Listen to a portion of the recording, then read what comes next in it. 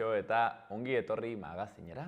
Gaur urriaren bortza da asteazkena eta gaurko ere bai bi elkarrizketa izanen ditugu. Lehenik eta behin Joseba Gabilondo, Irukila Arroxako kidearekin izanen dugu hizketatxo bat. Kolektibo honek, enpresa edo elkargo honek, hain zuzen ere, maskulinitate berrien, LGTBIQ, sexualitate berrien, gaiak lantzen ditu, horren tailerrak egiten dituzte, eta gero eta oihartzun gehiago izaten ari duen, enpresa edo kolektibo bat da, eta guzti horretaz aritzeko ere xoko bat egin diogu hemen magazinean, eta ondotik Gaizka Aranguren kazetari ezagunarekin egonen gara, proiektu oso berezi bat atera duterako, Bitagrama izenekoa, eta partikularren, familien memoria biltzeko metodo eta dispositibo berri bat kaleratu berri dute, eta ikusiko duzue, gauza aski berezia eta deigarria dela, berritzailea eta horretaz solasteko Gaizkarrekin. Baina lehenik eta behin, has gaitezen betiko edukiekin. Hasteko, efemerideak. 1962ko urriaren bortzean, Londresen, Erresuma Batuan, The Beatles bandak bere lehen singela, Love Me Do, editatu zuen. Zerrendetan 17. posturaino iristea lortuko zuen eta talde britainiarraren arrakastaren hasiera izango zen. 1983an, Earth Tupper, asmatzaile estatu batuarra eta Tupperware konpainiaren sortzailea hil zen. 1988an, Augusto Pinochet diktadoreak Txileko hauteskundeak galdu zituen. Eta 1994ko urriaren bortz batean, Suitzan 58 pertsonaz osatutako talde batek bere buruaz beste egin zuen. Eguzki tenpluaren ordena sektako kide ziren. Ikus dezagun zer dagoen gaurkoan agendan. Gaur asteazkena Natur Eskola, etxeko konponketak izanen ditugu, tailer hori ikastaro bat, bortz eta erdietan. Eta pentsioak eta emakumeen egoera hitzaldia, Xaloa Telebistak, Nafarroko gobernuarekin batera antolatutakoa, geltokin 7:00. Ostegunean bihar, Azia musikala Labgunean 7:30. Eta ostiralean, Olaia Intziarteren kontzertua Totem Aretoan 8:30. Horrez gain, kontzertu gehiago Sofokaos, Sorkari eta Merina Gris kontzertua izanen dugu 11:00. Larun batean berriz, Korri Kuru Korri aurrentzako antzerkia Zibibox Sanduzelain 6:30. Baitere, Basotik itsasora zinema eta dantza Zizur Nagusiko Kulturretxean 8:00. Eta igandean, Bertsolari Txapelketa Nagusiko final laurdena Lizarran 8:00. Eta ikus ditzagun ere, gaurko egunkarien azalak. Diario de Notiziasen azalean, Nafarroko 25 eta 64 urteko biztanleen erdiak goi mailako ikasketak ditu. EAEren atzetik portzentajerik altuena duen bigarren erkidegoa da, Nafarroa 49,6. Unibertsitate ikasketak amaitzen dituztenen 52,7 emakumeak dira. Espainiarren 28 oinarrizko ikasketak baino ez dituzte, Nafarroan 14 dira. Argazkian, Javier Muroren eskultura baten irudia Nupeko kampusean instalatua eta izenburuan, Nupek bere gain hartzen du 12 obra arteren desagerpenean duen erantzukizuna. Berri gehiagotan, Siemens Gamesaren 475 kaleratzeetatik 352 bulegoetan izango dira. Eta langabeziak gora egin du abuztuan Nafarroan eta dagoeneko 31.188 langabe daude. Diario de Navarran berriz, lerroburu nagusian, Txibitek dio Nafarroa ez dela sartuko zergak jaisteko lehiaketa batean. Presidentea Diario de Navarrako DN Management gozariko protagonista izan da gaurkoan. Argazkian, 2 pertsona oinez Madriletik eta izenburuan, gobernuak pentsioak 8,5 igotzea aurre ikusten du. Ia 100 euro gehiago, 9 milioi onuradunentzat. Albiste gehiagotan, Nafarroak eta Euskadik Siemens Gamesaren kaleratze gehienak jasango dituzte. Osasunak erizainen lanaldi murrizketak ezeztatu ditu langile faltagatik. Gara egunkarian berriz, zergen aurkako lobiak EAEko politika fiskala txalotu du. Zergen aurkako aktivismo neoliberalaren diharduten erakundeek urteko txostenean diote Araba Bizkaia eta Gipuzkoa direla fiskalki estatuarentzat lurralde erakargarrienak Madrilen atzetik. Argazkian, Zaldibarko zabortegia eta izenburuan, Lakuak errugabetzat jotzen du bere burua Zaldibar kasuan. Eta berri gehiagotan, Siemens Gamesaren doitze planak kezkapiztu du Nafarroan. Berria egunkarian Jaurlaritzak Emakundeko zuzendaria kargutik kendu du Izaskun Landaida. Beatriz Artolazabal berdintasun sailburuak adierazi du zuzendaritzan bestelako soslai bat behar dela. Miren Elgarresta, Gipuzkoako Foru Aldundiko berdintasun zuzendaria izendatu dute ordezko. Argazkian hondamendia antzezlanaren entxegua atzo Luson. Eta izenburuan katastrofeen gaineko gogoeta, Zaldibarko zabortegiaren amiltzea eta pandemia ditu mintzagai Axut eta Artedrama konpainien hondamendia antzezlanak. Hilaren 14an estreinatuko dute Luson. Berri gehiagotan, Quebeceko CAC, eskuineko koalizio autonomista gehiengo osoa sendotu du bozetan. Inaxio Oiarzabal, sareko bozera mailaren hitzak beste berri batean. Espetxe eskumenak Gasteizen egoteak ez du esan nahi ezin denik egon atzerako erabaki politikorik dio. Eta Euskal Herria irratian, bulegoetako 352 langile kaleratuko dituela jakinarazi die Siemens Gamesak sindikatuei. Siemens Gamesako zuzendaritzak plan bat aurkeztu die sindikatuei. Horretan zehazten da, estatu osoan galduko diren 475 lanpostuetatik 352 administrazio arlokoak izango direla, eta Sarriguren, Zamudio eta Madrilgo zentroei eraginen diela. Alta ez du zehazten Nafarroan zehazki zenbat lanpostu galduko diren.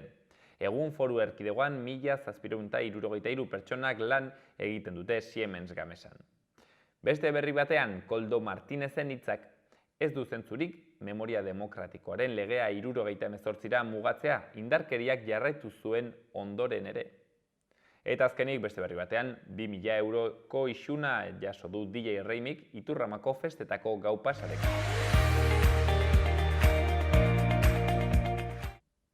Ikus dezagun gaurko eta biharko eguraldia. Gaur asteazkena egunaren ordu askotan giroa eguzkitsua izango da.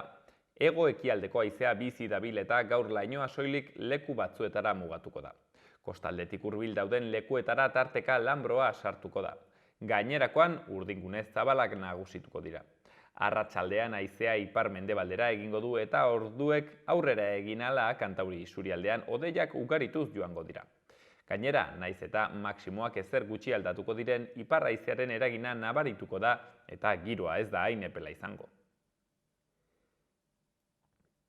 Ostegunean fronte ahuldu bat iritsiko da. Kantauri isurialdean hodei dezente agertuko dira eta euri apur bat egin dezake. Barnealderago ere euri tantaren bat bota dezake, baina ezer gutxi gehiago. Goizak aurrera egin ahala atertzera egingo du eta arratsaldean ostarteak eta hodeiak tartekatuko dira. Hegoalderantz ostarteak asko zabalagoak izango dira. Ipar-ekialdeko haizea ibiliko da, temperaturaren jaitsiera nabaria izango da eta maksimoak 20-23 graduren bueltan geldituko dira.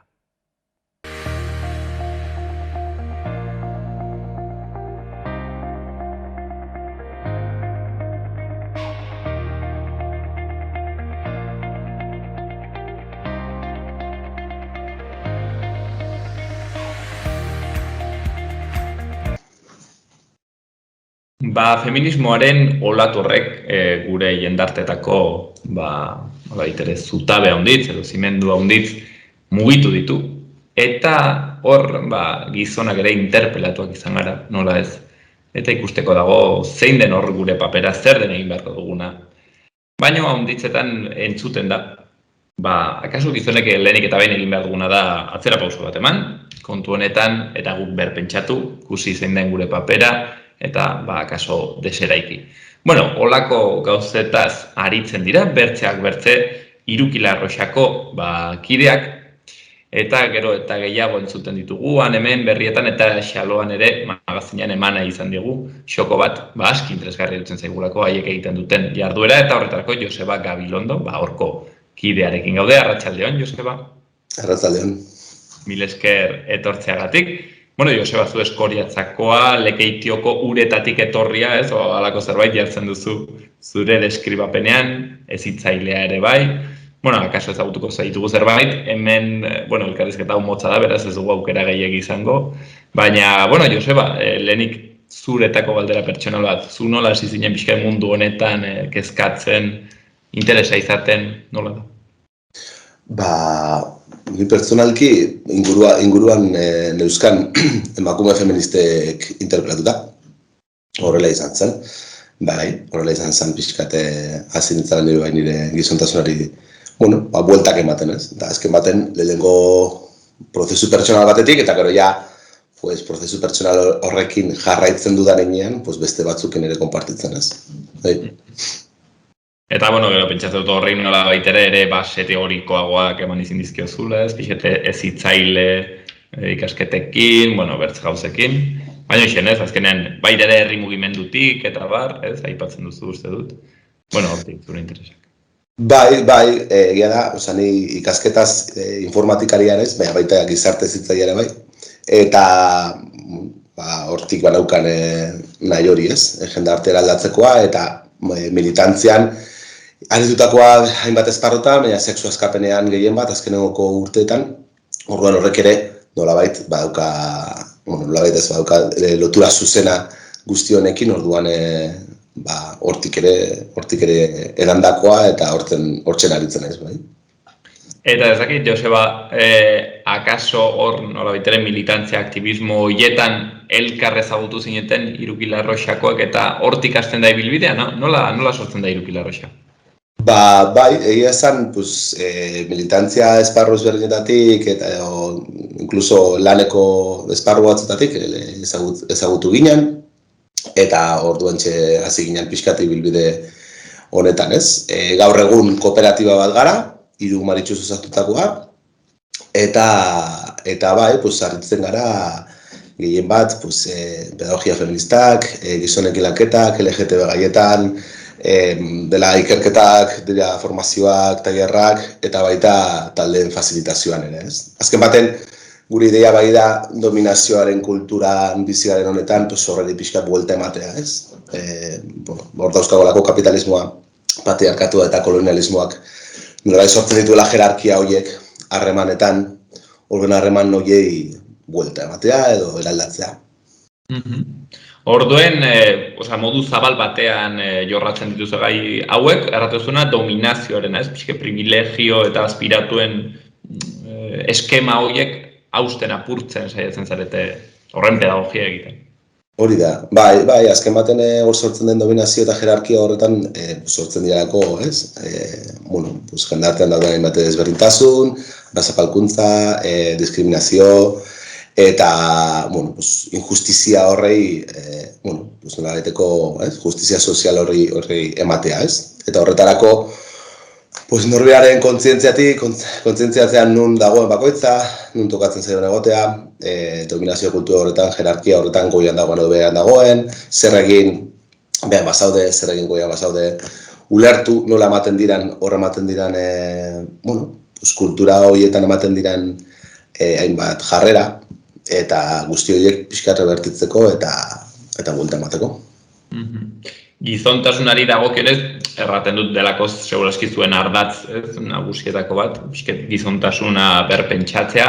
Hor ikusten zenuten ere bai igual hutsune bat, ez? Neri tokatu zaidenean hola hitz egite igual, feministekin eta Karo, hor batzutan izaten dugu zalantza gizonen papera zein den, ez? Eta batzutan erraten digute, zuek hasi bastatena da, hemen zuek lantzen eta hasi hausnartzen zuen papera zbera, ez? Eta nik uste, akaso zuek hor kusi zenuten hutsune bat zagoela, ez? Zerbait behartzela horretan. Egia esan, egia Euskal Herrian badagola, edo egon izan dela, gizontasun hori bueltak emateko nahi bat, eta talde ezberdinak eta, bai ikusten genuen, gure ustez behintzat falta zela begirada bat, non hitzen genuen boterearen inguruan, privilegiaren inguruan, interesgarria da oso gizonok pertsonalki nola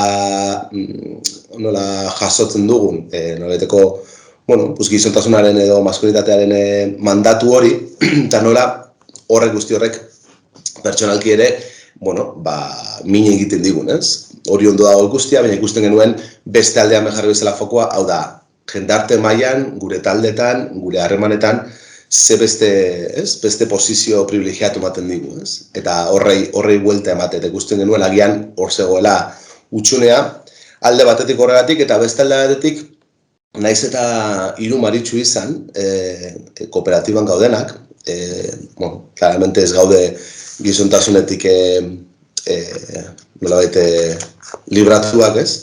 Eta bai ikusi genuen, guk egin genuen prozesu pertsonalietan eta bueno, nolabaiteko konpromiso bat, edo nolabaiteko ardura politiko bat gizonekin hitz egiteko, eta gizonekin prozesu hauek abiatzeko, ez? Orduan pixkat hortik sortzen da gure interesa bai, eta konpromiso hori, ez? Sumatzen zuen gero eta interes gehiago badela zentzu honetan, bizket jendartearen partetik edo? Nik izango nuke bai ez. Nik izango nuke azkenen urteetan bai eman dela, bueno, guk gero eta eskaera gehiago jasotzen ditugula, gero eta prozesu gehiago egiten diela, eta orokorrean esango nuke badagola gaiarekiko interes bat edo, bai, nik uste bai, agian hainbeste interpretatuak izan gara gizonak, ez? Azkenean batzuk hasi garela, hasi direla horretan, ez? Kontzientzia hartzen eta eraldatu nahi horretan, ez? Osea, izango nuke badagola bai, interes bat edo badagola nahi bat aldatzeko. Egia bai, adin tarteaz gabiltzanen eta gehien bat, hori, 30 urtetik gora bera horietan gaudenok gabiltzala gehien bat mobiltzen. Hoi ere, aski, bueno, adierazgarria edo interesgarria ez, hor nolabait ere adin sesgo horiek nola ematen diren. Joseba gaur ez dugu, elkarrizketa motzo honetan, zuek jorra zituzuen 1001 erpin horiek ukitzeko aukerarik, baina igual bai, gizontasunaren inguruan hitz pare bat botatzen alba ditugu, nik uste interesgarria, ikusleak ere ikusteko zer nolako lanketak egiten dituzuen, ez? Eta hor, ari ginen leno kamaratik kanpo solasean, bueno, zuek gizontasunaren inguruan, ez? Egiten dituzue lanketak, eta nik galdetzen dizun, maskulinitate berria deitzen altzaion horri, kontzeptu hori erabiltzen zuen, eta erraten zenidan ez. Eta, bueno, uste dut, horrek badola bere interesa. Bai, guk ez dugu maskulitate berriak kontzeptu erabiltzen, bueno, alde batetik, maskulitate berriak ez dakigulako oso ondo zer da, ze maskulitate ezberdinak beti egon izan dira. Orduan, bai da egia, beti egon izan direla, bueno, gizon maritsuak, beti egon izan dira maskulitate femeninoagoak izan daitezkenak edo holan ulertzen direnak. Orduan, berriak hori ez dugu ikusten, ez? Orduan, guk hitz egiten dugu gizontasunaren desereikitzeaz, edo, ez, dauzkagun, bueno, gizon izateko modu hegemoniko hori edo modu tradizional hori, toksiko hori, patriarkal hori, hori eraldatzea, ez? Hor da ikusten duguna, eta gainera gizontasuna erabiltzen dugu, gehien bat gizonei interpelatzen dielako, gizontasun horrek, eta horregatik guk ez dugu maskulinitatea berriak erabiltzen, baizik eta gizontasunaren pixkat ideia eraldatzea, ez? Gizontasunaren ideia badago oso lotua lehiakortasunari, indarkeriari, femeninoarekiko edo emakumearekiko desmarkatze edo inkluso kulpabilizatze bateri, bueno, hainbat ezaugarriekin lotzen dena, ez? Orduan, bueno, uste dugu hor eman behar dira aldaketa horiek, ez? Eta beste norabaiteko ereduak ere biztarazi eta sortu. Pentsatu nuen galdetzea, Joseba, gure gizontasunekin arazoren bat dugun, baina, bueno, pentsatzen dut hor, galdera hori, igual suprimitzen aldu dara, eta zuzenean sartu pixket horren nola baite desarroioan, eta galdetu nahi nizun, akaso arazo bat dugula, bizentzutan, ez dakita dos egon gozaren, kanpora begira eta barnera begira, ez? Kanpora begira nola baitere, privilegio goera batean gaudenez, bueno, zapalkuntza bat, eta sufrimendu bat sortzen dugula kanpora begira, ez? Uste dut, bueno, horren ezaugarri handienak edo bai perzibitzen ditugula, akaso, ez? Nizardakit, komentario machista esplizitoak, akaso, ez? Bueno, nizardakit, lanaren banaketa, ez? Sexual erabatez berdin bat, eta bat. Baina galdetu nahi dizun, Joseba, zertaz ez gara konturatzen, bai? Pentsatzen dut, nola baitere jendeak, gaur egun haunditzek errango dutela, ez, ni berdintzalea naiz. Ni emakumeak eta gizonak ikuste ditut berdin. Zein dire gauza horiek ez garena konturatzen gure gizontasunaren? Egia esan, oso baliatu izan daiteke, batzuk konturatzen gara gauza batzutaz, beste batzutaz. Baina azken aldian gainera beste medio batetan hitz egin duguna eta bai da konturatzen ez garen bat gauza bat izaten askotan, gainera sartzen garanean, horrelako deseraikitze prozesuetan eta buelta batzuk eman diogunean gure gizontasunari eta ikusten dugunean agian gure parte sensiblea adierazteko gaitasuna hartu dugula, ikasi dugula, edo gure beharrak adieraztekoak eta bar. Horretan gertatzen dena batzutan da, gero ez garela konstiente, gabiltzara beste behin ere zentroan jartzen, beste behin ere gure beharrak daute erdigunean, eta ez dugu galdetzen inguruan nola biltzen bizitzen egoeran, nola dabil bizitzen harremana gurekin. Nik uste dut hor dagoela, gehien bat, hor dagoela.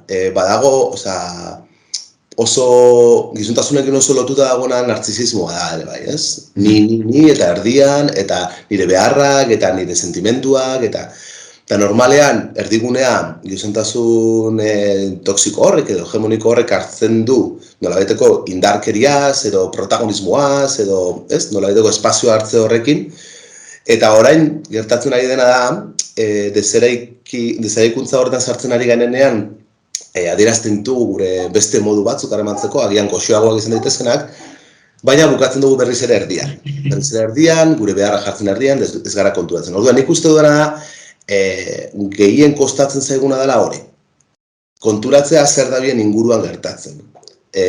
Ikasi dugulako, gu foko erdian egoterakoan gu garela garrantzitsuak, eta ingurukoak agian ez ditugula hain presente. Hau asko gertatzen da adibidez, harreman sexualetan, gehien bat, harreman heterosexualetan, askotan gizonaren plazerra dagoela erdian, eta ez dela emakumearen plazerra kontutan hartzen, eta ez da galdetzen, doa pinon fijo, eta asko gainera agian pornografian ikusitakoa, eta orduan ez du kontutan hartzen parean daukan gorputzaren zelan dagoen gorputz hori, edo pertsona horrek zer duen gustoko, zer nahi duen momentu horretan, eta hau gertatzen da ere gizonen artean, noski. Hau da, gizonen arteko harremanetan ere gertatzen da. Agian batzu maskulinitate edo gizontasun tradizionalago bat daukaten horrek, askotan bukatzen dutela bai, bere plazerra jartzen erdian, da bestearena ez du kontutan hartzen, ez?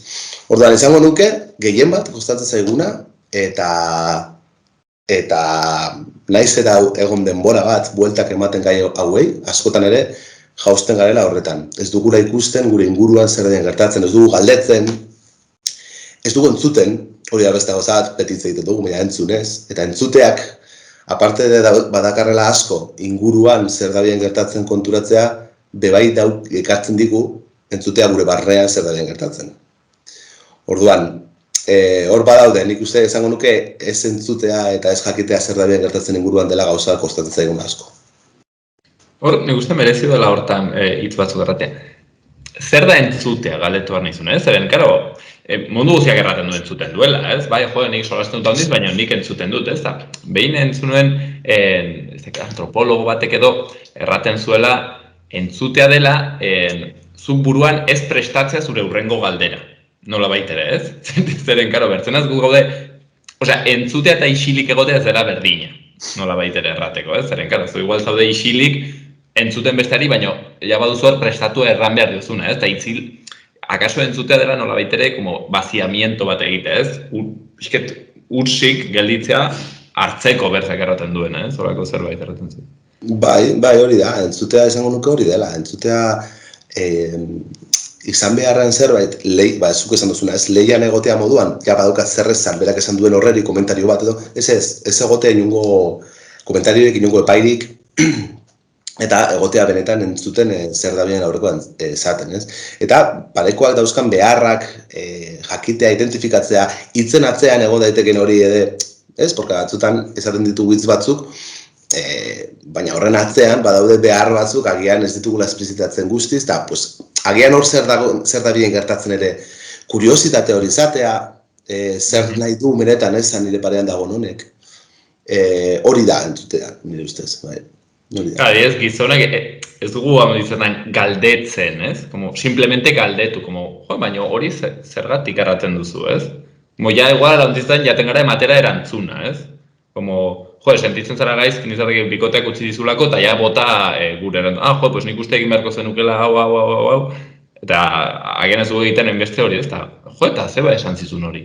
Eta nola sentitu zenuen hori, ez? Pixkat.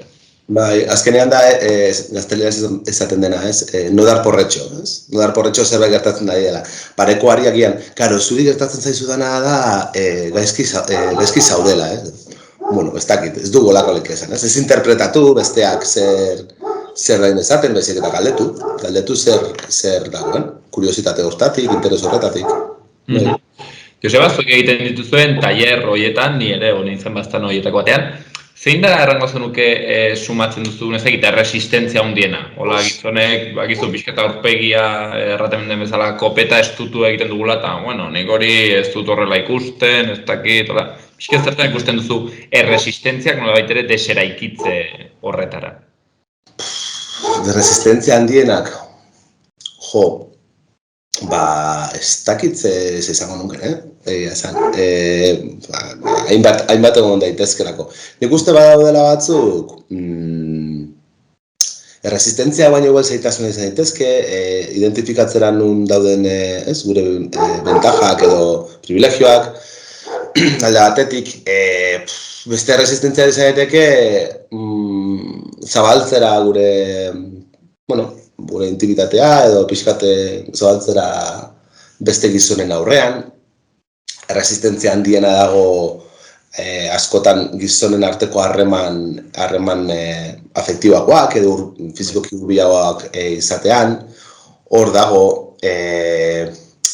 eta badago boterearekin zerikusia daukana beti hor dago. Hau da, gizonezko asko tailerretan etortzen dira urduri, beldurtuta, zer gertatuko zait, ez? Edo, badago horrelako, eta bada resistentzia, azkenean. Eta gero askotan boterearen da privilegioen gaia lantzen dugunean ere sortzen dira inkomoditateak edo urduritasunak ikusten dira, jendeari kostatzen zaio, ez dira resistentzia batzuk agian oso verbalizatuak, baina ikusten dira jarreretan, badaudela hor, sartu nahi ez izatea, gai horretan. Orduan nik uste hor badagola, boterearekin eta badagola gehien bat, espazio militantetan edo espazio ezkertiarretan edo non boterearekin badagoen, horrelako, gu ere zapalduak izan garen ez, demagune klaseagatik edo euskaldunen ezelako, ez dauzkan nire eskubidea berbatuak, ez? Orduan hor ikusterakoan gaudela, privilegioan, bestaldean gaudela, hor dago zailtasuna, askotan.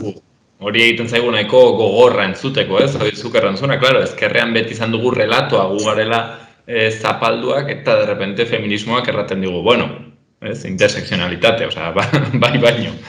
Izaten da, zapaldua eta zapaltzailea, eta hori bai kostatzen zaigu bastante, ez? Como erratea, como que ni zapaltzailea naizela, Eta hemen gertatzen den beste gauza bada, askotan ardurarekin zerikusia daukana, gu beti izaten dugu, seinalatua garenean gure jarrera matxistegatik edo esaten digutenean, hor dauzkagun privilegioak eta ez duela balio ezertako ere kulpan edo erruan sartzeak. Errua da emozio bat, jaso izan duguna askotan elizatik kontrolerako emozioa da, erabiltzen den beste toki batzuetatik erabiltzen dena, azkenean gobernu batzutatik eta erabiltzen den emozioa da paralizatzeko. Hau da, paralizatzen digu eta ez digu agentziak entzen digu hainbaten. Orduen, kulpan edo erruan sartu baino interesgarria dena dela eta baliagarria dena dela ardura hartzea. Hau da, hau egin badut, zerbait egin badut, seinalatu ezin dena matxistatzat moduan edo, eta horrek inpaktu bat izan badu negatiboa nire inguruko pertsonengan eta gehien bat emakumeengan, ezin dut dana eginda, joder, eta ezke berri zer egin dut eta kulpan sartu, eta hartu ardura, onartu egin duzula, onartu sortutako min hori, eta hartu ardura zer egingo behar duzun hori berriz ere ez gertatzeko. Eta hor eman den min hori erreparatzeko, ez? Eta hor dago beste gauza da bai, askotan sartzen garela kulpan, eta orduan kulpatik ez da ezer egiten, ez? Askotan, kulpatik, errezatu bi aita gure eta jazta, amaitu da, ez? Hurrengoan berriro etorriko da. Orduan, ardura hartzearena ere bada zerbait garrantzitsua. Erantzukizuna, beraz, kulpa baino akaso ardura zuk erraten zeren bezala. Isten joan behar gara, baino egin nahi nizun galdera, Joseba. Hau ez dela bakarrik nolabait ere kanpora, bai? Hau da, privilegio egoera horrek, ematen digu guri, ez dakit ongizate bat, akaso, ematen digu, ez dakit ez, posizio ezberdintasun bat, baina baita ere nik uste seinalatzen da, aldi berean patriarkatu eta gizontasun honek ere, ez dakit, kaiola bat dela guretako bera, ez? Eta gizonentzako ere, ostra, onditzetan, ez dakit, ez? Resistentzia bat eta kalte handitzek hartzen dizkigun zerbait dela, ez? Ez dakit, emozioetan eta hortaz galdetu nahi zuen, Joseba, zuk errango zenuke ere, ez dakit, guretzat ere gizonentzat problema bat dela, arazo bat dela gizontasuna. Bai, zalantza barik egia da, sozialki ematen digu posizio bat, gizartean, ematen dizkigu nolabaiteko privilegio batzuk, rango bat ematen digu, status bat, baina horrek beste aldea dauka. Normalean beste aldea dauka, eta beste aldea bihurtzen da askotan, norrean emozioak gaizki kudeatu edo ez jakitea nola kudeatu, eta horrek sortzen duen frustrazio edo sortu alduen nolabaiteko gero gaizki kudeatzea, berriz ere inguruan min eginda, ez? Adibide moduan beste bat gizontasuneko oso lotuta dagona, ez? Arrazoia bera da, orduan mundua ere hortik mugitzen da, ez? Androzentrikoa eta patriarkatu baten bizi garen momentuan. Orduan, arrazoitik mugitzen bada mundu eta gu ere, hori izango ditugu, ez nolabiteko errestasun batzuk, baina aldiz, hori ez, emozioak ez baditugu egiten, hori galtzen dugu. Beste hainbat egon daitezke, ez? Eta hor dago konturatu beharrena bai, ematen digula sozialki privilegio batzuk, baina aldi berean maila pertsonalagoan bai diala desbentaja batzuk edo izan diala gabezi batzuk sortu aldiranak, ez? Eta hor dago, ez? Hor dago privilegioek izan alduten presio hori gero egia bai zaila dena, hau da, askotan kanpoan edo jendartean nolabeteko estatusa izatea, igual nahiago dugu gure barneak txukun izatea baino. Eta orduan hor jausten gara beste behin, ez? Hor tentsio bat, ez, Joseba? Esket, ez dakit hola erraten alde, baina kostu onura kontu bat ere bai, ez? Nola bai? Bai, eta segun nondi biratzen duzun, hori, onura handia dauzka, baina beste aldea ere badauka, orduan, eta adibide moduan beste gizontasunanik askotan irudikatzen dut presioko lapiko bat moduan, ez? Eta kriston presioa daukana, kanpotik, onena izatearekin, lehiakortasuna, gizonen arteko lehia, ahalik eta onena honetan, ahalik eta gehien honetan, orduan presio handia, eta hori ez baduzu kudeatzen azkenean rebentatzen duela. Eta rebentatzen du, tamalez izan daiteke inguruko imini eginda, norberaren osasun mentala hori inda bai, osasun mentalak eta gizontasunak oso lotura handia daukate, orduan, horre ja soltatu behar da presioa, eta Judith Butlerrek behin izaten zuen hitzaldi baten maskulinitate erlaxatuago bat bizi behar dugula, eta ezain tentsioan, ez? Eta nik gustatzen zaitu dira hori, maskulinitate edo gizontasun erlaxatuarena, ez? Eta nik uste dut, arrazongi biltzen dola gizon honizek sumatzen dugu, noi da, zuk erraten duzuna, bazutan, entorno gogorroiek, presiozko lapiko handitzere elkartzen garenean gure alboan, batzen gara rigido, batzen gara ez gorpuzten dugu hori dena, eta bai, hor pixket erlaxatzea guri bera ez, Karreko dizkigun onuran dana bat, segurazki. Joseba, nituen bertzea 11 galdera egiteko, baina hemen utzi beharko dugu gore bertze elkarrizketa bat dugulako, baina, bueno, zein kasutan, kusten duzu zenbat gauza diren jorratzeko, hemen, vamos, 3, eta gainera gainetik jorratu ditugu bakarrik, baina, bueno, 3 kilarrotxarekin kontaktuan jartzeko, hortxean webgunean eta bertzetokietan begiratuta, eta hoxen, gauza guzti hauek lantzera, Joseba Gabilondo erraten genuen bezala, 3 kilarrotxako kidea, mila esker denbora gurekin hartzeagatik. Zuei, mila esker.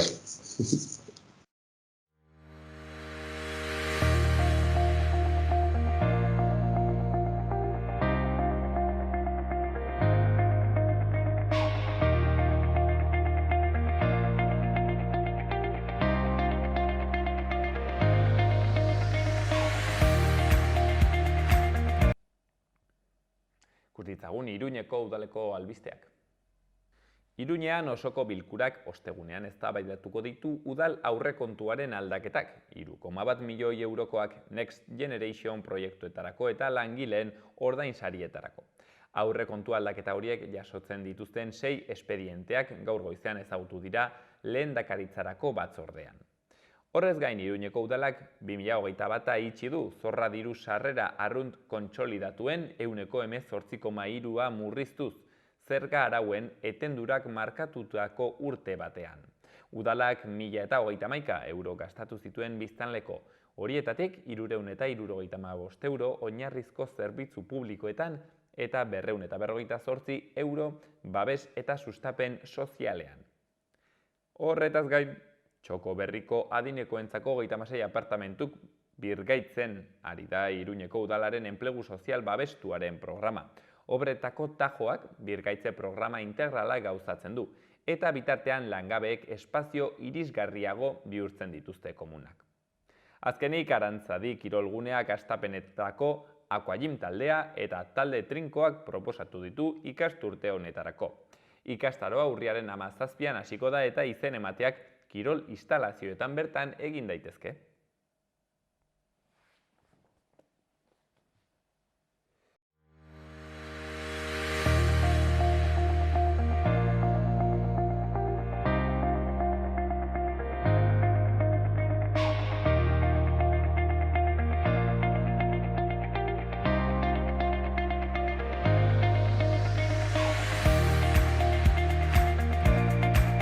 Lehen errandugun bezala, gaurkoan Gaizka Aranguren kazetariarekin gaude, ezaguna, bera historialaria ere ezakit erran dezakegun, Labrit enpresaren sortzailea, eta kasu honetan, hau da gaur arduratzen digun kontua, Bitagrama zerbitzuaren, orai berriki atera den zerbitzu honen zuzendaria, eta kontu berezi eta interesgarri honetaz solasteko gaurkon zortea dugu, gurean egongo delako, eta urriaren 13an ere lesakan, bertze seguro aurkezpen gehiago dituztela, baina, hemen behintzat eskualde honetan hortzen badugu mugarri bat, data bat, eta erran bezala gaurkoan platoan, arratsaldeon, Gaizka?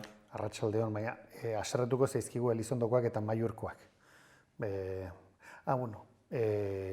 Izan dugu ostegun bat eta ostiral bat dia Elizondon eta Maiurren, eta lehenago ere Anizen.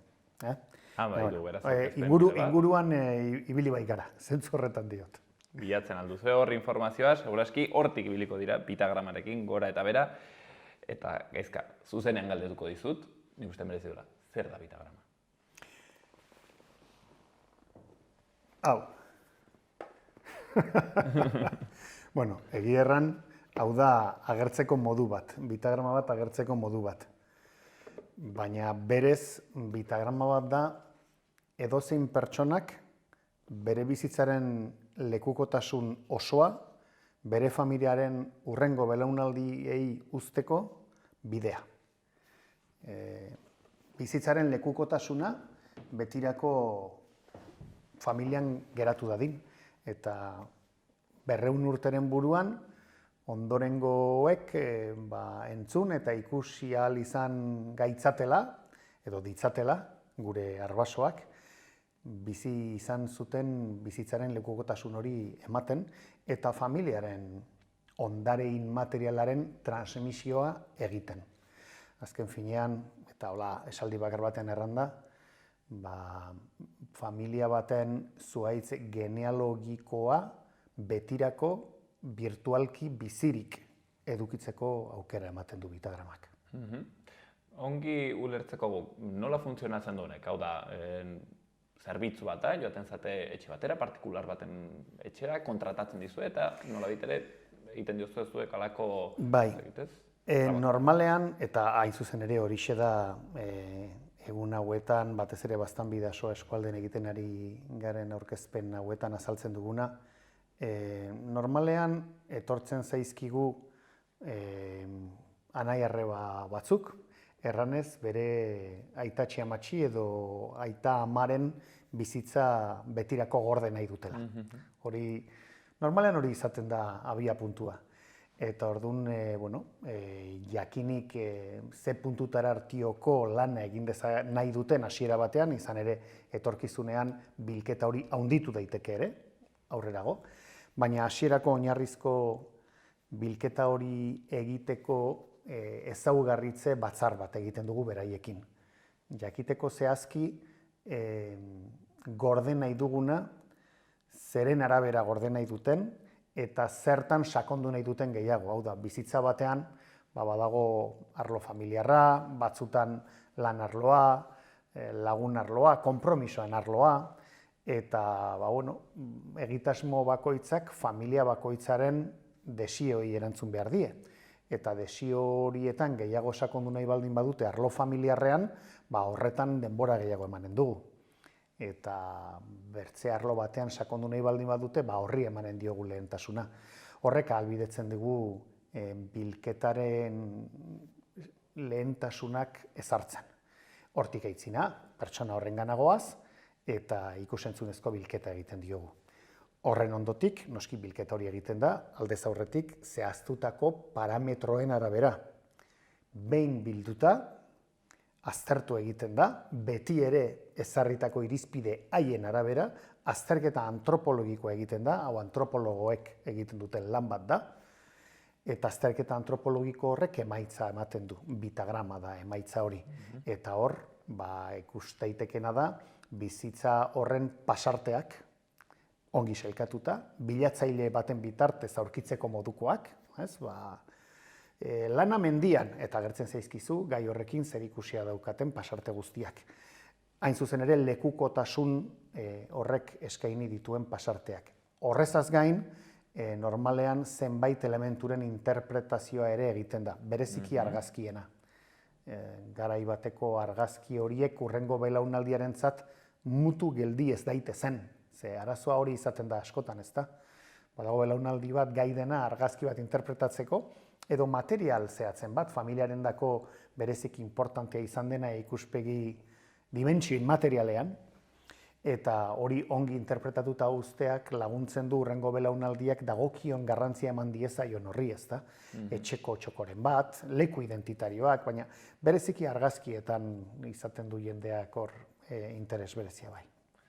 Hoi ez, karo, guk usten dugulako argazki bat gure aitatxi amatxiena hor edo txikitan, eta haiek gordetzen zutela eta estimatzen zutela, baina guk ez dugu bertzen munduko ezer ikusten hor, baina, karo, haiek, ez, beren hitzez bestitzea nola baitere bizitzen da argazki. Pentsa aitatxi amatxiren ume garaiko argazki bat, ziur aski zugia ez dituzu ezagutuko, nortzu ziren, zure aitatxi amatxea 10 urte egin, 9 urte egin, ez dakizu irakurtzen argazki hori.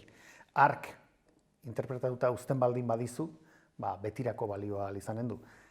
Eta kontutan izan behar dugu ere, etorkizunera begira honek guztiak baduela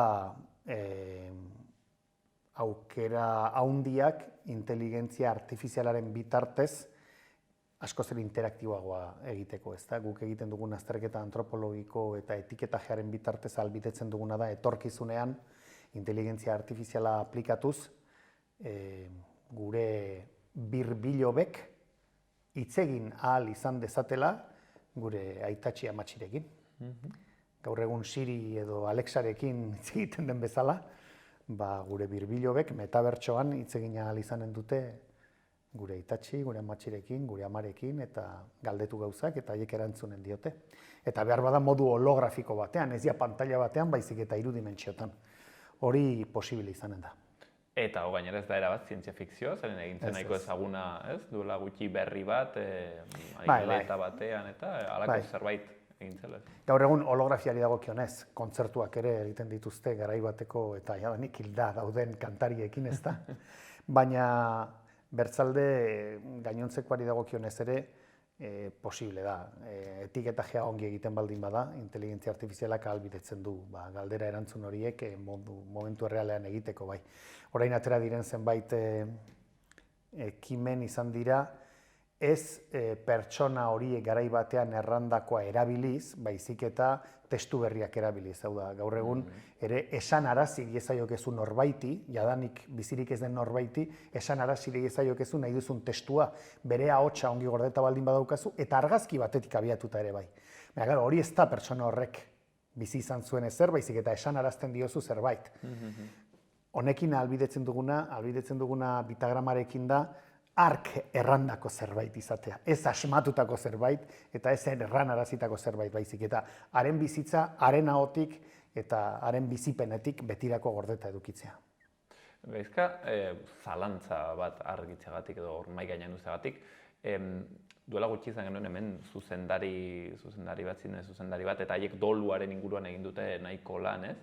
Eta haiek erraten zuten ere nolabait ere eriotza ere onartu behar dugula eta ez? Nor zen, barkatu zuzendari hori? Naiz oroitzen izena zait tortzen burura, baina egin dute orain egin dituzte 3 pelikula eta azkenekoa Hil mendian, hil hirian egin dute pelikula bat aski interesgarria.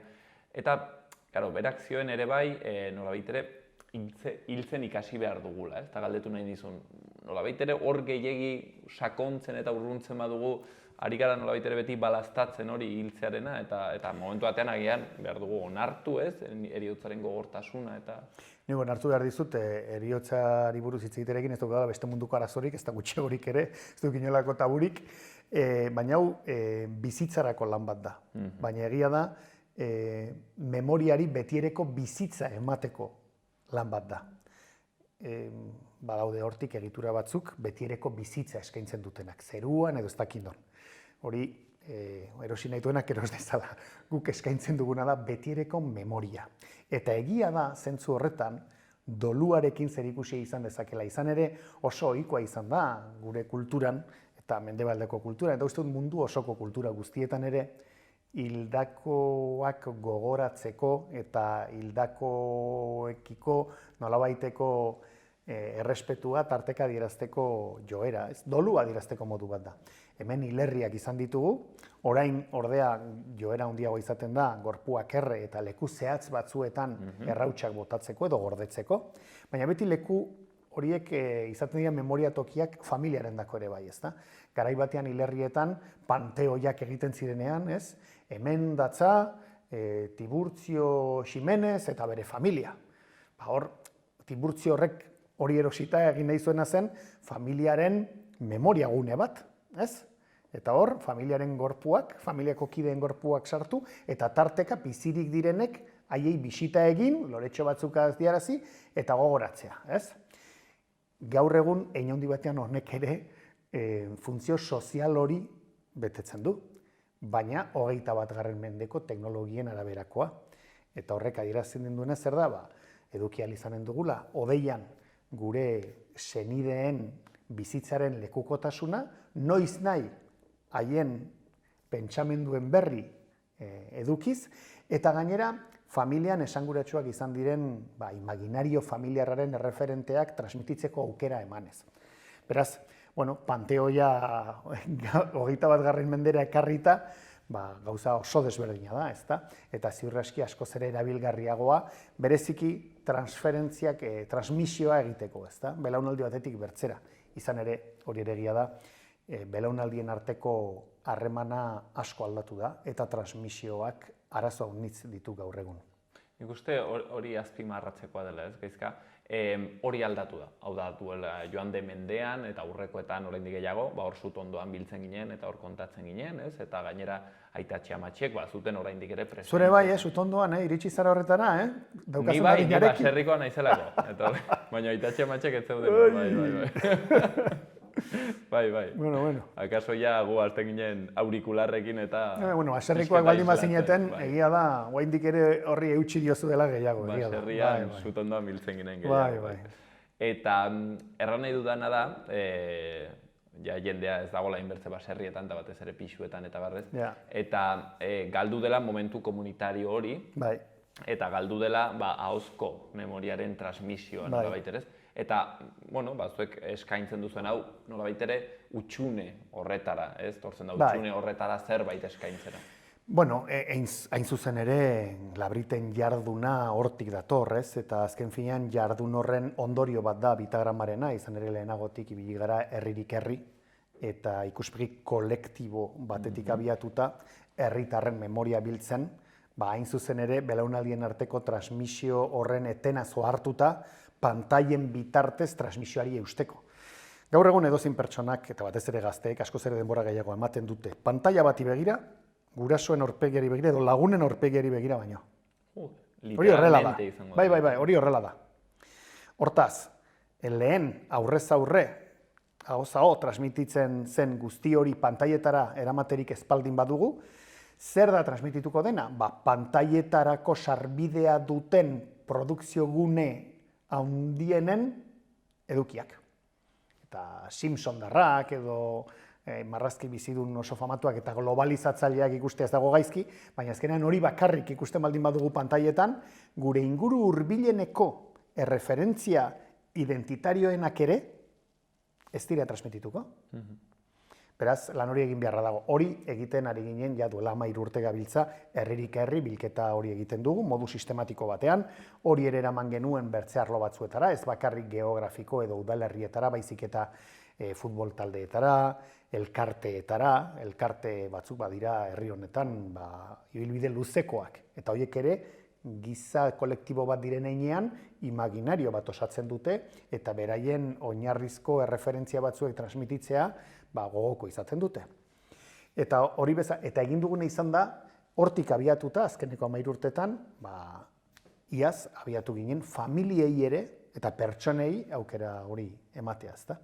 Hau da, edozein pertsona den tipula horren, barne-barneko azalaren eduki horiek, ezta. Danok gara eine handi batean tipulak, ez? Azalez, gure bizitzan zehar, sozializazio prozesuan zehar, esperientziak eta, bertzen gandik jasotzen ditugun jakintzak eta guk geuk esperimentatzen ditugunekin azalak osatzen goaz. Eta gure hasierakoak, hurbilenekoak izaten dira zuzen ere gure ingurune hurbilenekoena, familiarena, etxe bizitzarena, baserriarena, auzoarena, herriarena, eskualdearena, eta hola, ez? Eta gero, pantailek hori urratzen dute eine handi batean, sartzen direlako hasieratik muineraino. Hori lehen etzan gertatzen. Masa komunikabideen bitartez egin batean, baina gaur egun edozein pantailaren bitartez, Simpsondarrak iristen dira 5 urteko ume baten gana, ezta? Hor, ingurune hurbileko erreferenteak eta memoria sartzen espaldin badugu, nola transmititzen dugu aurrez aurrekoak horren bertzeko etenaldia daukala jakinik. Gaizka, nik hontaz gaur irakurtzean lehenbizko aldia da ikusten nuena, eta egia harratu medizut, ditu naiz, harritua, dutu zait, erabat originala, ez dakit nola bururatu zitzaizuen, erran nahi dut, adibidez, bertzean, memoria kolektiboarena eta zaitain nolabait ere berritzailea, harrigarria iduritzen, beharrezkoa bai, ez hain norbait ere ez, impactantea, baina hau iduritu zait, niri ez zitzaidan inoiz bururatuko, ez dakit nola aietu zen. Egia erran, ideia duela 9 bat urte gutxienez badara bilgu buruan, eta garapen oso luzea izan du. Bai itxuraldetik, bai barne egituraren aldetik, eta bai softwareren aldetik, aplikazio bat garatu dugunetarako. Eta gainera aurki aplikazio hori ez da produktuaren aplikazioa bakarrik izanen, baizik eta produkzio prozesu guztiarena, baina hori gure barne afera bat da. Egia da, eremu kolektiboan dihardugunez hein handi batean, egin duguna da hortik jauzi egin eremu pribatua gora, familiarra gora eta pertsonala gora. Hori da izan da jauzia, ez? Memoria kolektiboaz gain, ohartzea, memoria kolektiboa memoria individualez osatuta dagola. Eta azkenean imaginario kolektiboa zer da? Pertsona individualek, gizabanako bakoitzak, kolektibo horretako gainontzeko gizabanakoekin partekatzen dituen erreferenteak. Ez erreferente ikusgarrienak, ez gauzarik estrambotikoenak, ez, partekatuenak. Eta erreferente partekatuenak direnek osatzen dute giza kolektibo horren imaginari sustantiboa. Gauza bera gerta daiteke familia batean. Adibide bat jarriko dut, zoritzen naiz familia batek egindako, hain zuzen baserri bati buruz egindako lan batean, interpretatzeko materialaren artean aipatzen zutela ezinbertzekoa zela, beraien sutondoan, 2 belaunaldiz gutxienez, espalden bazen 3, zegoen nolako su burni bat, egia erran, seguro baduela izen bat, eta ni baserritarra ez naizenez, eta su bajua sekula etxean izan ez dudan ez dakit. Baina errautsa pixka bat, bukaeran pixka karratua dena, eta burniarekin mugitzen duzula errautsa, seguro izenen bat daukala. Bai, nik ere ez dakit. Bakizu zein den, ez? Bai, etxean badut, bai. Bueno, dirudinez, etxe hartan, tramankulu edo tresna hori, behin gelditu zela sutan, eta, ez dakit zeren podi, tolestu egin zen. Tolestu egin zen, eta zegoen kurba batekin, eta ja ez erabilgarri, baina han segitzen zuen. Eta bihurtu zen etxearen identitatearen erreferente bat. Eta denek, hori erakustearekin, automatikoki baserria zetorkien burua denei, ezta? Etxe horretako denei. Beraz, baserri bateko, su bajuko, tresna zehatz batek hori guztia adierazi dezake. Eta horiek dira ikur bihurtzen direnak, ez? Edozein giza kolektiboren ikur eta identitate adierazgarri, edo adierazle. Lan bat egiten duzunean eta era horretako elementuetara iristen zarenean ohartzen zara familia horren tipularen bihotzeraino iritsi zarela. Eta jendea emozionatu egiten da. Lan oso emozionala da. Eta hori nabaritzen da. Hor egoten dire, ez? Hor, ez dakit, horako gauzetan konzentratzen da nolaiteren memoriaren zatia hundiena. Batzutan pentsatzen dugu dela horrela egote hitz egiten zaitzen, eta batzutan da... Bai, gero iristen zara gauza hauetara, eta orduan ikusten duzu, hori, jendeak, eta hor, ez, asperenak, eta meka, hori gertatu, horitzen naiz ere, hasiera batean prototipo bat ere egin genuen Pedro Miguel Etxenikerekin, hain zuzen ere, Baztanen jatorria duen familia bat, Etxeniketarrena, ezta? Gero bera Izaban sortu zen arren, bere aita medikua zelakoan, eta orain Donostian bizi da aspaldi, eta Donostia International Physics Centerren sortzailea, ezta? Zientzialari famatua. Eta ari 15 ordu grabatu genizkion. Eta gero bere ingurukoei, eta oso lan handia izan zen. Eta lan horren ondotik, ohartu ginen, Pedro Miguel Etxenikerentzat gauza importanten eta adierazlerik nagusiena ziur aski izan zitekela, Ezkaurre mendiko harriko eskor bat. Eta eman genionean, Ezkaurre mendiko harriko eskor hori jarri genuen, eta hasieran etzekin zertzen, eta erran genionean. Mira, lan guztiaren ondorioz, gehitu diogu zure bitagramari, eta gehitu genion, hemen kutxan, berari opari eman zitzen kutxan, hemen harriko eskor bat. Eta harriko eskor hau, zure alabek, Ezkaurre mendian hartutako harri bat da. Eta berak dena ulertu zuen. Berarentzat Ezkaurre mendia igotzea eta eskiz jeistea eta gauza horiek oso importanteak ziren, ezta. Adibide bat da, bertzerik ez. Eta zenbat, ez, dagoen seguraski ere, uste duzuek azpimarratzen duzuela, mundu bat dela pertsona bakoitza, ez? Eta batzutan pentsatzen dugu, maten dugu, ez dakit, ez? Bakarrik famosoek badituztela gauzak errateko. Ez. Hor, Pedro Miguel Etxenik aipatu dut hemen, prototipo gisa, baina gero gure gana datozen gehienak ez dira proiekzio publikokoa duten pertsonak, ez da gutxiagorik ere, eta hau erabat konprobatuta daukagu, 3.000 bizitza historio bilduta dauzkagu. 3.000? Bai, azkeneko 13 urtetan 3.000 inguru egin ditugu. Bitagrama izen honekin eta modu honetan eta software honekin azkeneko urtean abiatu dugu, baina kontzeptua handik dator, ezta? Garapen prozesu guztia hortik dator. Eta, bizitza historio oro da opari bat, eta bizitza orok du historia bat. Ez dago... Proiekzio publikoak ez du handitzen edo gutxitzen familia horrendako pertsona horren bizitzak duen garrantzia. ez da gutxiagorik ere. Horregatik, gure honetan, askotan egiten dutena da, bitagrama zentratu batez ere familiaren bizitzan. Eta ez familiatik kanpo egin diren gainontzeko gauzetan. Gaizka, ez da egite, iduritzen zaizu, zu sentitzen duzu, haunditz ikasi duzula gizakiaz, beraz, nola bitere lan hau egiten, ez egitez? Kusita gure intimidadea nola funtzionatzen dugun, eta ez da egitez, bauzu sentsazioa hori, ikasten duzula. Bai, edozein pertsonarekin harremanetan sartzen zaren unetik, zerbait ikasten duzu beti, ez? Eta modu sistematizatu batean horrelako bilketa lan bat egiten duzunean, jakintza hori egin batean sistematizatu ere egiten da. Gero lantalde batean zaude, eta bakoitzak bere funtzioak ditu, eta askotan ez zara enteratzen zer egiten duen, ez? Ni hasi nintzen dola 13 urte bilketa egiten, gaur egun ez naiz ateratzen bilketa egitera, salbuespenak salbuespen, beste zer egin batzuk ditu dalako.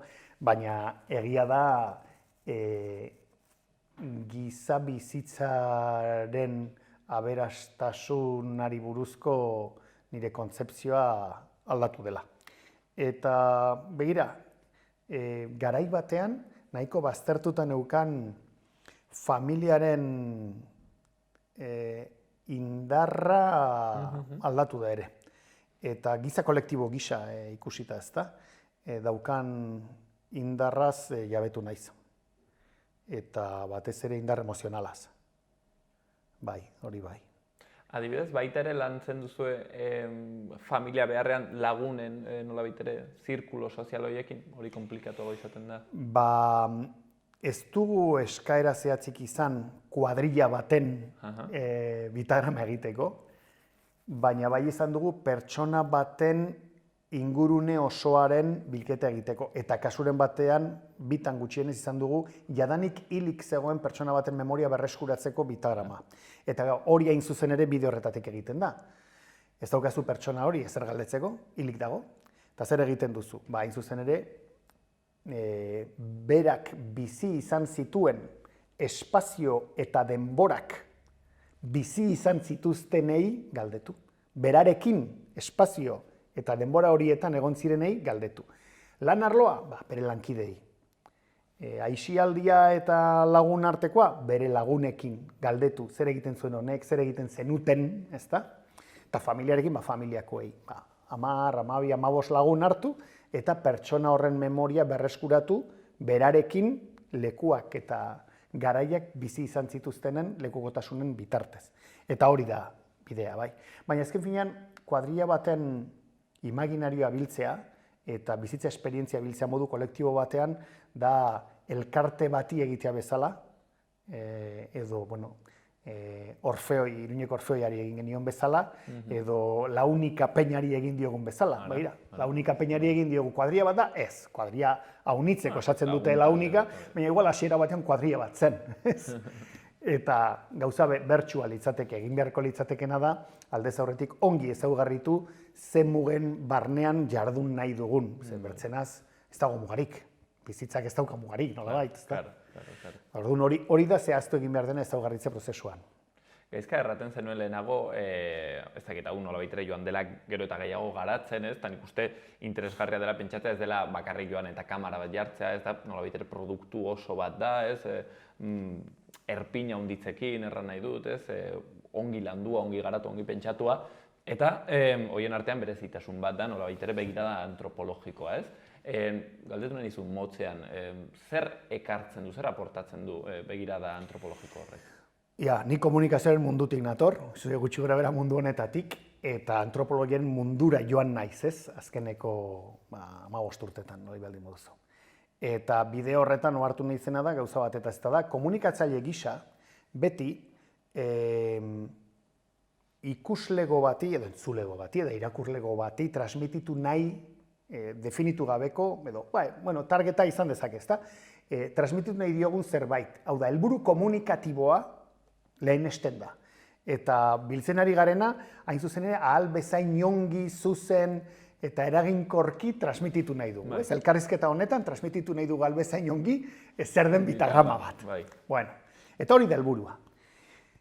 Aproximazio antropologikoaren lehentasuna ez da publiko bati ezer transmititzea. Baizik eta aldez aurretik ongi definitutako kolektibo baten imaginarioa biltzea. Edo pertsona baten bizitzaren mugarri nagusiak biltzea eta ongi gordeta edukitzea. Ez horrekin osatu dokumentu komunikatibo bat, ez. Altxor bat osatzea. Ez da dokumental bat egitea, nahiz eta dokumentala egin daiteken. Hau da metafora bat erabilita, eta mehatzarien metafora erabilita. Antropolo bat sartzen diren pertsona baten bizitzan, aldez aurretik, lan hori eskatu diotenekin hitz egiten du, zemotako mea atera nahi duen meategi horretatik. Atera nahi dute bizitza horretatik urrea, ala urrea eta zilarra. Ala bereziki diamanteak atera nahi dituzte. Uler dadin, metafora. Ezaugarritze prozesu hori oso importantea da, ja bideo 3 aldiz aipatu dut, eta hor zehazten da zer atera nahi den. Zugarran zuen bezala, bertzenaz mugagabea dela. Hori da, nolabait mugatu behar dugu. Eta lehenetsi behar ditugu alor batzuk. Eta horren arabera ateratzen dugu mea. Baina, gauza bat da, mea ateratzea, hori beti ere aldez aurretikako ezaugarritza horren bitartez ikuspegi antropologikotik, eta gero aztertu egin behar da. Eta azterketa ere antropologiko izan behar da, ez komunikatiboa. Ez dugu komunikatzeko zerbait sortzen baizik eta gordetzeko zerbait.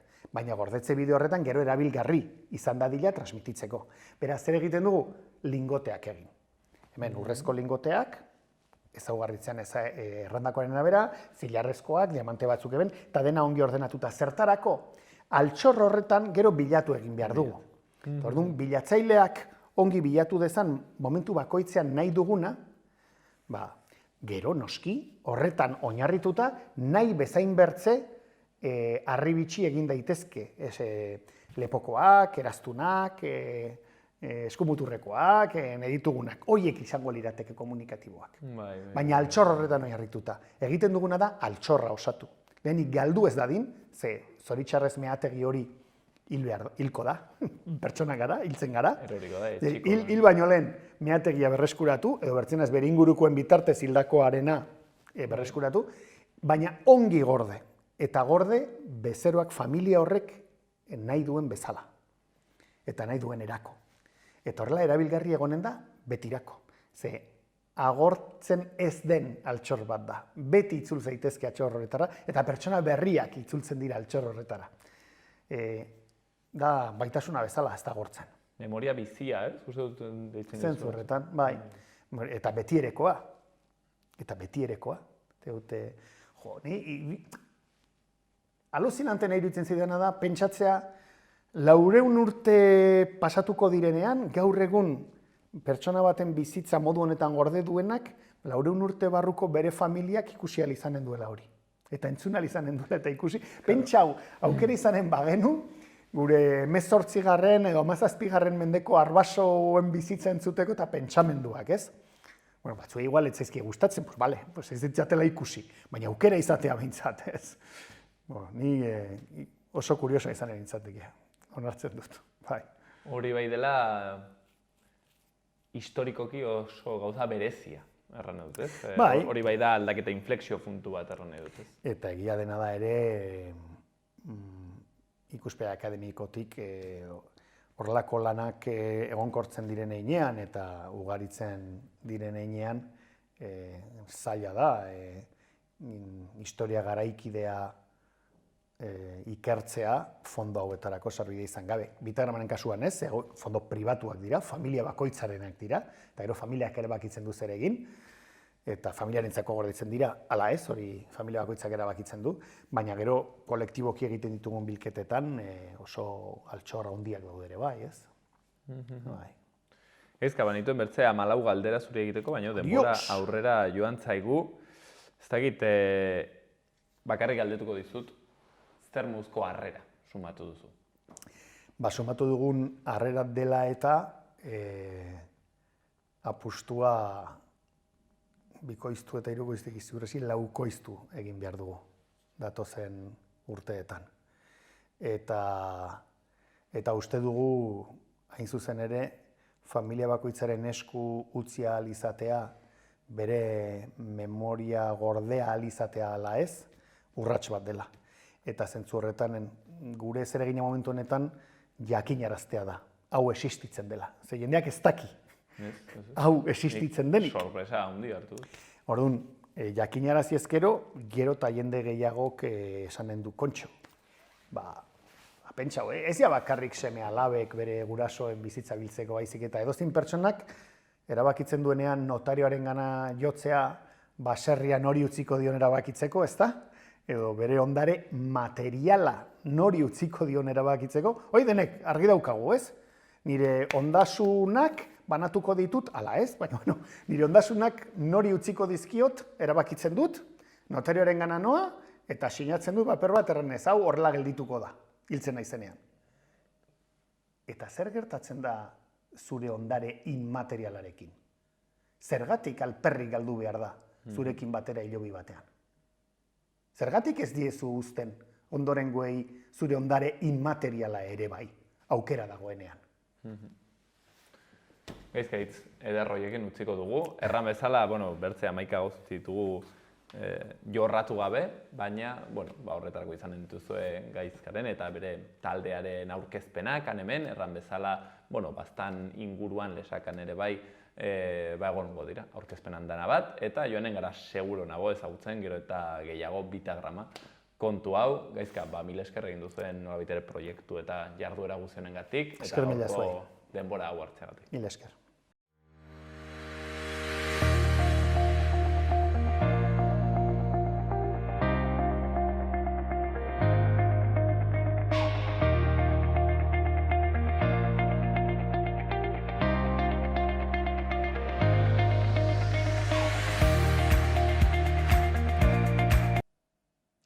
Hauxen dena gaurkoz, hemen magazinean bertze asteazken batez, bihar ere hortzeguna, seguro hemen egonen garela.